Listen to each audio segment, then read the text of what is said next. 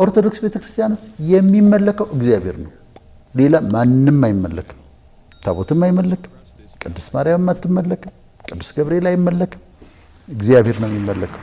አብ ወልድ መንፈስ ቅዱስ አለቀ። ከዛ ውጪ የሚመለክ ነገር የለም። እና እነሱም ቅዱሳንም አምልኩን አላሉ። እነዚህም ደግሞ አማኞቹም አስተማሪዎቹም ደግሞ እናምልካቸው አላሉ።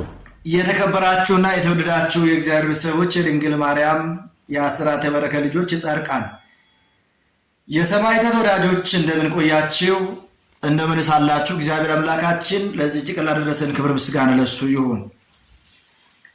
በመጀመሪያ ደረጃ ዶክተር ወዳጅኔን ቃለ ሕይወትን ያሰማልን ማለትን ነው የምፈልገው። እንደዚህ ያሉ ሰዎች እውነት የምናገሩ እኛ ውስጥም ያሉ ከእኛ ውጭም የሆኑ ብዙ ሰዎች እንዳሉ ይህ ነገር ማሳያ ነው። እውነቱ ይህ ነው። ሌሎቻችሁም እንድትረዱ የምንፈልገው እውነቱ የገባቸው እውነቱን የተረዱት ከኛ ሃይማኖት ውጭም ያሉ ሰዎች እንደዚህ እውነቱን ይመሰክራሉ።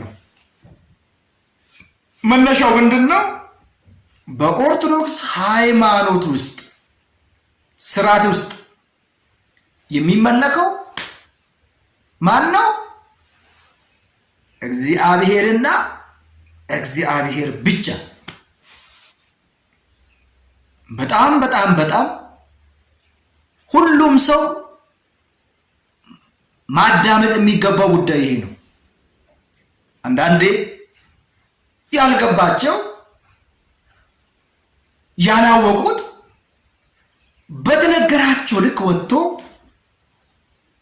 የሚናገሩ ሰዎች አሉ። ወጣቱ ሲነገረው የነበረው መጽሐፍ ቅዱስ ሳይሆን ከመጽሐፍ ቅዱስ በተቃራኒ ሌላ ነገር እንደሆነ ይህ ቪዲዮ ማሳያ ነው። በእኛ ቤት በእኛ ሃይማኖት ውስጥ የሚመለከው እግዚአብሔር ነው። ለዚህ ነው ቅዱስ ጳውሎስ የምናመልከውን እናውቀዋለን ያለው። ሰው ነግሮን ሳይሆን ሰው አስተምሮን ሳይሆን